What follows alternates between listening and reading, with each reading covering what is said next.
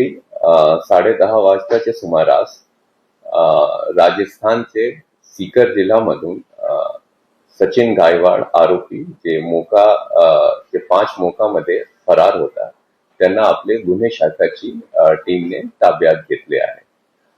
आपण गुप्त बातमीदाराकडून किंवा तांत्रिक विश्लेषण करून तिथपर्यंत पोहोचले होते आणि तिथून तिकडची लोकल पोलीसची मदत घेऊन आपण त्यांना ताब्यात घेतले आणि आज इथे आणले आणि कोर्टाकडून त्यांचे रिमांड घेतले आहे.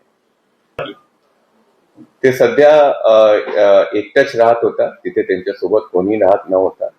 त्यांना कोणी मदत केले होते, कसे केले होते, त्याची माहिती पूर्णपणे जे आहे त्याची चौकशीच्या नंतर, त्याची इंटरोगेशनच्या नंतर आपल्याला कळते. सध्या ते आणले आहे आणि आपण